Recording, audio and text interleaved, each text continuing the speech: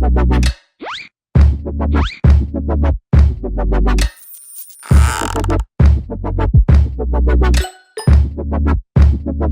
there, Board Game Brody here with Let's Table It, where we get games to the table, like Diamonds and Dinosaurs here, a game about collecting diamonds and avoiding the dangerous dinosaurs, and this game is published by Card Lords.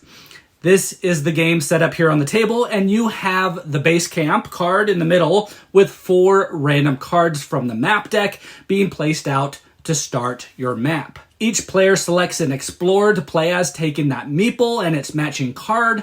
Each player also takes 3 action point tokens to keep track of their actions as they play throughout their turn. But on a player's turn, you will, at the beginning of the game, first place your explorer in the base camp. You don't have to do this until it's your turn to start. And to start, you have an ability for each character listed on your card that you and only you can use. When used, you will flip that card over to show that the ability has been used for now, and there are ways throughout the game that you can refresh your ability. At the start of each turn, you will draw 2 cards from the map deck to place down, and 1 card from the item deck to collect to use its ability whenever you would like. You'll place the map cards to expand the map, and these cards can be placed anywhere that is orthogonally adjacent to another already placed out card. There are several different types of map cards, but you might draw a dinosaur card, a diamond card, or another jungle card to add to the map. Each card has a number on it. This number represents the number that you will need to roll to either move to it or to evade the dinosaur while you are on it. When placing a diamond card, you will place out a diamond on top of it as well. These cards are important because this is how you win the game. Depending on the number of players in the game, you will need to collect 3, 4, or 5 diamonds and then carry them all at the same time until you hit your goal and return back to the base camp with that number of diamonds to win the game. Now watch out, as there are ways to lose your diamonds as well. If you are placing a dinosaur card out, then you will place the matching dinosaur meeple on it, or if it's the T-Rex and the temple card, you will also place out 2 diamonds in addition to that T-Rex meeple.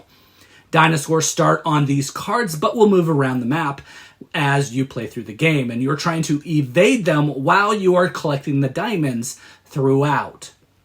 Jungle cards might be placed out to give rewards when visiting them. A plus card symbol allows you to draw an item card when arriving to that location. This icon here, the icon with a meeple on cards and an arrow, means that you can flip your explorer card back over to use its ability again. Other cards, like Safari Shannon, will add +2 to your dice rolls when you are on that location. Tunnels will appear, and it'll allow for players to move from tunnel to tunnel using an action to do so. Item cards are all unique, and they will help you manipulate the game. Sometimes they will let you re-roll dice, move spaces, or move other players. Some will attract dinosaurs towards you, while others will make them leave you alone. You can have a maximum of 5 item cards at a time, but you will be using them and gaining them a lot during the game. The cards can be played at any time during any player's turn as appropriate for that card. Again, you will draw 1 at the beginning of your turn, but you can also gain more by landing on locations with these icons on them so that you can get more stuff.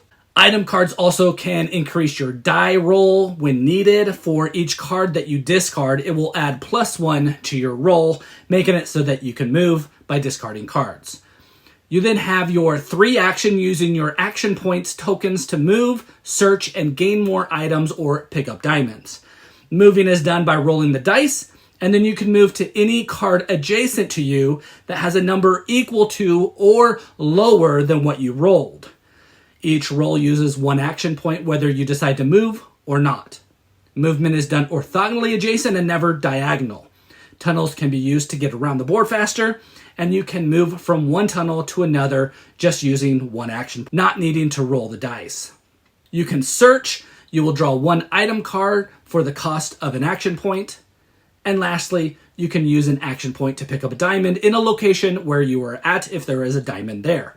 You can pick up multiple diamonds on your turn, but each will cost you 1 action point to do so.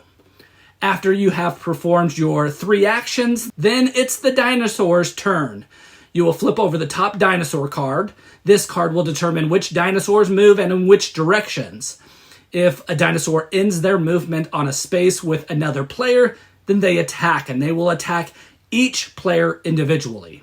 The player being attacked will roll both dice in an attempt to evade the dino, and can use an item or an explorer card to help if they would like. To evade the dino, your roll needs to be equal to or higher than the number of that location of where you're at and where the dino is at. If you are unable to evade a dino because of your roll, because it was too low, you will get knocked out and become unconscious. This will cause you to drop a diamond if you are carrying one as well. If you are unconscious, then all other dinosaurs will ignore you, and you will start your next turn by standing back up and then continuing to play. If a player has no diamonds when getting knocked out, they can choose to stay where they're at, or they can choose to return back to base camp, regaining consciousness at the beginning of their next turn. Now, there is one earthquake card in the dinosaur deck, and it causes all dinosaurs to run back to their starting locations, as well as each player will have to drop 1 diamond because the ground was shaken so much because of the earthquake on that space where they're at. With the earthquake, all cards in the discard are then shuffled and added back to the bottom of the deck to come back out again. The T-Rex moves 3 spaces toward the player who just took their turn, attacking all players in their way. Now, raptors move up to 2 spaces towards the nearest player. The pterodactyl has a fixed movement of 2 directions shown on its card, like, up and right. They only attack players in their last spot, though. And then the triceratops will move 1 space in their shown direction. Players will continue taking their turns by drawing 2 map cards, placing them out, gaining 1 item card, taking their 3 actions, and then flipping over dinosaur card and doing what it says until all players collect enough diamonds that they need and return back to the base camp with all their diamonds. And if that happens, that player wins the game.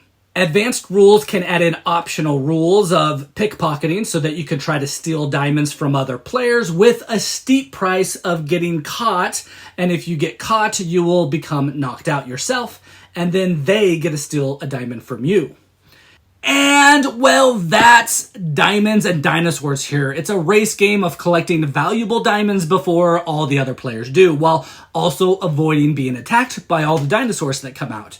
You're trying to roll the dice well to get high numbers to move around the map and to get on those diamond spaces. Your chosen spaces are important as you want to stay away from certain dinosaurs while also setting yourself up to pick up the diamonds. You will place out tunnel cards strategically to help you move around the map.